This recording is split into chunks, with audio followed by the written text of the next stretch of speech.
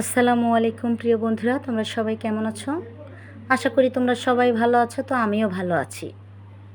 আজকে তোমাদের সঙ্গে যে গল্পটা শেয়ার করব, সেই গল্পটা কোনো সিনেমার গল্প নয়, আমার জীবনে ঘটে যাওয়া একটি গল্প, সত্য ঘটনা, আমার জীবনের গল্প। তো চলো গল্প শুরু করা যাক। প্রিয় বন্ধুরা, আমার হাজব্যান্ড থাকতো বাহিরে, আমি বাড়িতে একা একাই থাকতাম। আর বাড়ির সদস্য বলতে থাকতেন হচ্ছে আমার শ্বশুরমশাই, আমার শাশুড়ি মা এবং আমার দুই ননদের মধ্যে একটি ননদের বিয়ে হয়ে যায়। তো উনি স্বামীর বাড়িতেই থাকতো। আর ছিল আমার ছোট ননদ, সে বাড়িতেই থাকতো। আর আমার দেবরের মধ্যে দুই দেবরের মধ্যে এক দেবর ছিল বিবাহিত, অন্য দেবর ছিল আনম্যারিড। তো যাক, জয়েন্ট ফ্যামিলি, সবাই আমরা একসঙ্গেই থাকি। তো একদিন হঠাৎ করে ফোন আসলো যে আমার নানি শাশুড়ি প্রচণ্ড অসুস্থ। আমার শ্বশুরমশাই, আমার শাশুড়ি মা এবং আমার দেবর দুই তিনজন চলে যায়। আর আমি আর হচ্ছে আমার ছোট ননদ বাড়িতে থেকে গেলাম। তো বারবার ফোন করে সবার খোঁজ খবর নিচ্ছি, সবাই চলে গেছে। এই ফাঁকে হাজব্যান্ডের সঙ্গেও কথা হলো, ভালো মন্দ অনেক কথাই বললাম। বলার পরে আমার হাজব্যান্ডের সঙ্গে ফোন রেখে দিলাম। রেখে দেওয়ার পর রেখা আর আমি খাবার খেলাম। মানে আমার ছোট ননদের নাম ছিল রেখা। তো আমরা রাতের খাবারটা সেরে নিলাম। নেওয়ার পর বাড়ি ঘর সব কিছু চেক করলাম। করার পরে আমাদের কাজের লোক ছিল, উনিও হচ্ছে যে একজন বয়স্ক মহিলা মানুষ। ওনা সবার খাওয়া দাওয়া শেষ মোটামুটি। সেদিন আমি ডিসাইড করলাম যেহেতু বাড়িতে নেই, রেখা আর আমি এক ঘরেই ঘুমাবো। তো যাক গে, কিছুতেই সময় কাটছিল না। সবার খোঁজখবর নেওয়ার পর রেখা আর আমি বসে বসে খাটের উপরে লুডো খেলছিলাম, মোবাইলে গেমস খেলছিলাম। তো গেমস খেলতে খেলতে প্রায় রাত 2:30 বাজে। তো আমি বললাম চল এবার শুয়ে যাওয়া যাক, রাত অনেক হয়ে গেছে, আবার সকাল সকাল উঠতে হবে। এই ফাঁকে আমাদের কাজের মাসি আমাদেরকে মানে নাস্তাও দিয়েছে, আমরা আবারও নাস্তা খেলাম। তো শরীরে একটা ক্লান্তির ভাব চলে আসলো, শুয়ে পড়লাম। শুয়ে পড়ার পর চোখটা লেগে এসেছে। এর মধ্যেই কাজের মাসির শুধু একটাই চিৎকার শুনতে পারলাম।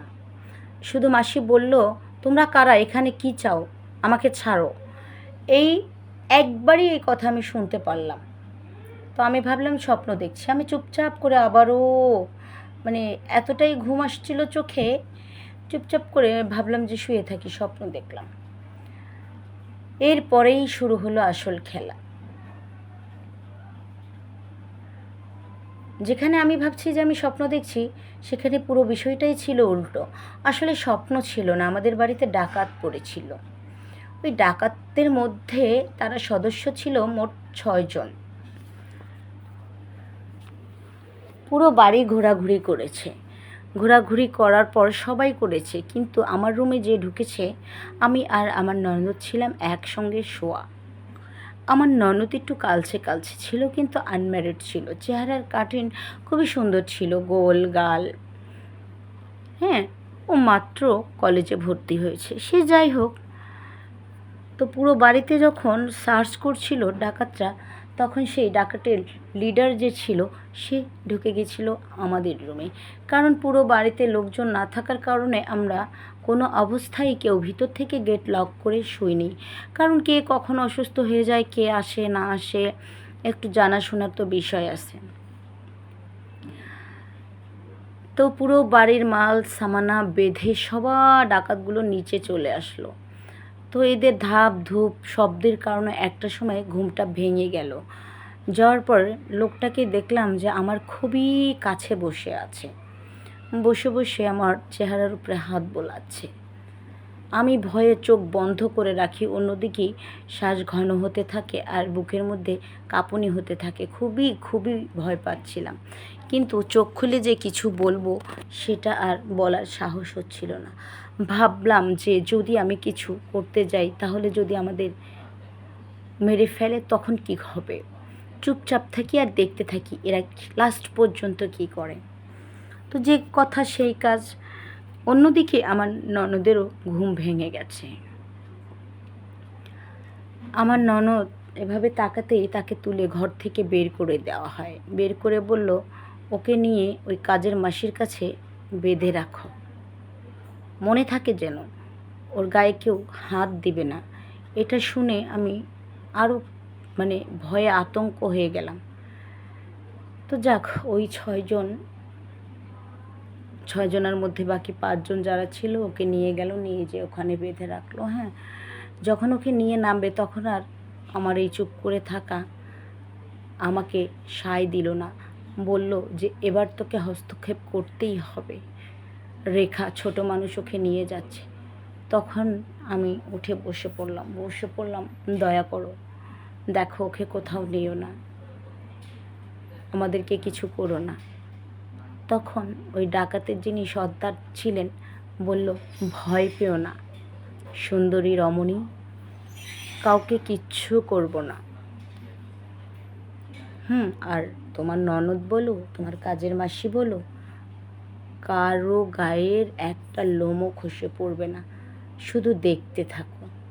তখন ওকে নিয়ে গেল বাহিরে, ড্রয়িং রুমে বসিয়ে রেখেছে, দড়ি দিয়েও বাঁধেনি। আমি দৌড়ে দেখতে গিয়েছি, তো আমার পিছে পিছে লোক গেছে, উনি ডাকাতের সর্দারই গেছে।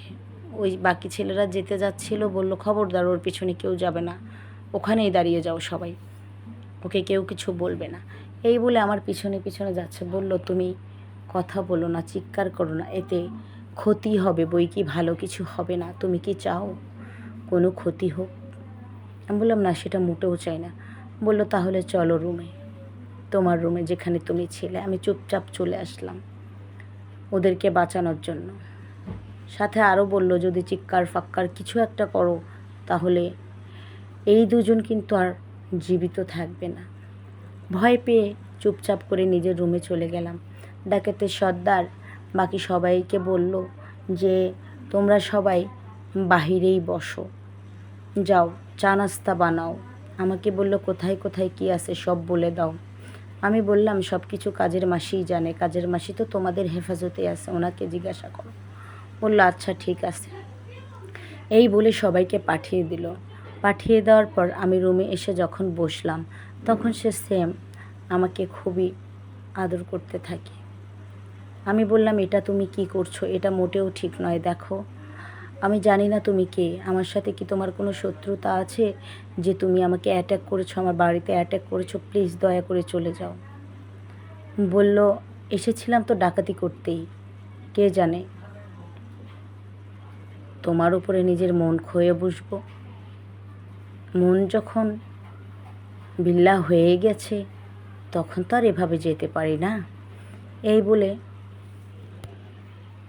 সে আমার বিভিন্ন অঙ্গ প্রত্যঙ্গে হাত দিচ্ছিল। অন্যদিকে আমি শুধু চিৎকার ছিটকি করছিলাম, কিন্তু চিৎকার করার কোনো অপশন ছিল না। সে তো বলেইছে একটা মুখ দিয়ে শব্দ বের হবে তোমার জন্য ভালো হবে না। তো একটা সময় সব কিছু মাইনে নিলাম, চুপচাপ করে থাকলাম। তো দেখলাম সে খুব ভাবেই হ্যাঁ মানে আমার পুরো দেহটাকে তছনছ করে তার মতো করে ভোগ করলো। বুকে খুব কাঁপুনি হচ্ছিল, ধরপড় করছিল, খুব ভয় লাগছিল। অন্যদিকে খুব উপভোগও করেছি। সর্বশেষ যেটা হয়েছে, সে আমাকে বলল আসলে তোমাকে আমার খুবই ভালো লেগেছিল, এসেছিলাম বাড়ির জিনিসপত্র ডাকাতি করতে, কিন্তু তোমাকে দেখার পর সব কিছু ভুলে যেয়ে মনে হলো যে বাড়ির জিনিসপত্র নয়, আজকে তোমাকেই ডাকাতি করব, এজন্যে এটা করা, কিছু মনে করো না। আমি জীবনে কখনো কোনো মেয়ের কাছে যাইনি, তোমাকে দেখে ভালো লাগলো, এই জন্যই আমি তোমার সাথে একটু খেলাধুলা করলাম, জাস্ট এই পর্যন্তই, আর কিছু না। খুবই সাহস করে ঘুরে একটি থাপ্পড় বসিয়ে দিলাম তার গালে, আর তাকে জিজ্ঞাসা করলাম একটি নারীর ইজ্জত কি তোমার কাছে খেলনা মনে হলো?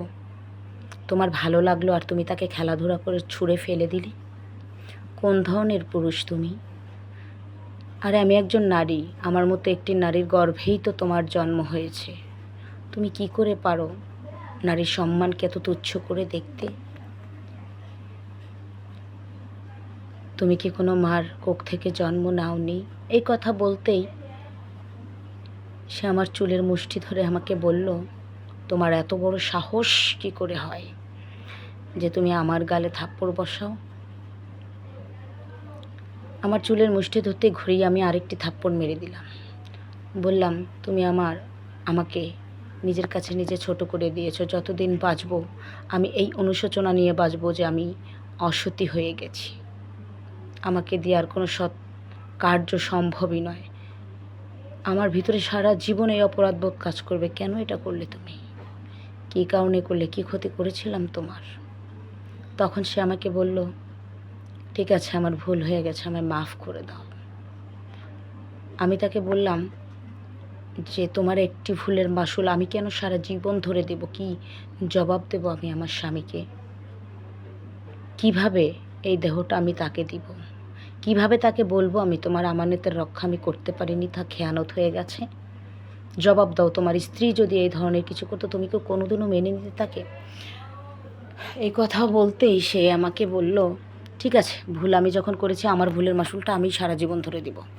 তখন কাজের মাসিটা সে এদেরকে সবাইকে রেখে বলে গেল যে এবারের বউ আজকে থেকে এবারের আর বউ নয়, আমার বউ। সেই থেকে উনি আমাকে উঠিয়ে এনে বিয়ে করে ওনার বাড়িতে রেখেছে। আমিও কি করব, নিজের অপরাধ বোধের কারণে আমি ওনার সঙ্গে এক মুহূর্তে আসতে বাধ্য হই। কি করতাম আমি পারতাম না। আমার স্বামীর আমানত খেয়ানত হয়ে গেছে, তাকে আবার এই জিনিস দিতে। তো তখন থেকে আমি এখানে এসে আছি ওর সঙ্গে। তবে ও ডাকাত চোর সবটাই ঠিক আছে। আমাকে বিয়ে করার পর সে আর কোনো দিন ডাকাতি করে না। সে এখন অনেক পরিশ্রম করে পয়সা রুজি করে। আর আমাকে কোনো দিন সে অসম্মান করেনি। আমি খুবই ভালো আছি। আর গল্পটা তোমাদের সঙ্গে কেন আমি শেয়ার করলাম জানো? শেয়ার করলাম এই কারণে, দেখো, মানুষের জীবনে কখন কি ঘটবে, কিভাবে ঘটে যাবে কেউ বলতে পারবে না। অবশ্যই আমরা রাত বিরাতে জানালা দরজা এসব খুব ভালোভাবে চেক করে মানে আমাদের শোয়া দরকার। আর ডাকাত ঢুকেছিল কিভাবে বাড়িতে সেটা তো তোমাদেরকে বলা হয়নি। গেট নক করেছে মাঝরাতে, কেউ বলছে যে আমরা ডিফেন্সের লোক, আমরা একটু দরকারে এসেছি, গেটটা খোলেন প্লিজ। এই কথা বলছে, মনে করছে যে যাকে ডিফেন্সের লোক, আইনি লোক আমাদের বাড়িতে এসছে অবশ্যই কোনো কাজে। আসলে কোনো ডিফেন্সের ছিল না। আর ডিফেন্সের লোক এত রাতে বাড়িতে কেন আসবে? তারা যে সকালেও আসতে পারতো, তাই না? তো আমাদের কাজের মাসের মাথায় এই কথাটা ঢোকে নেই। তো উনিই গেটটা খুলে দিয়েছিল, ওনার আর জানালা দরজা ভেঙে আসেনি। তো অবশ্যই রাতে যদি তোমাদের কারো দরজায় কেউ নক করে যে আমরা ডিফেন্স থেকে এসেছি এই সেই, তোমরা অবশ্যই কেউ দরজা খুলবে না, যে আপনারা সকালে আসেন। এই জন্যই পুরো বিষয়টা আমি তোমাদের সঙ্গে শেয়ার করলাম। তো সবাই ভালো থেকো, সুস্থ থেকো। আজকে এই পর্যন্তই। Bye bye and take care. এই পর্যন্তই। বাই।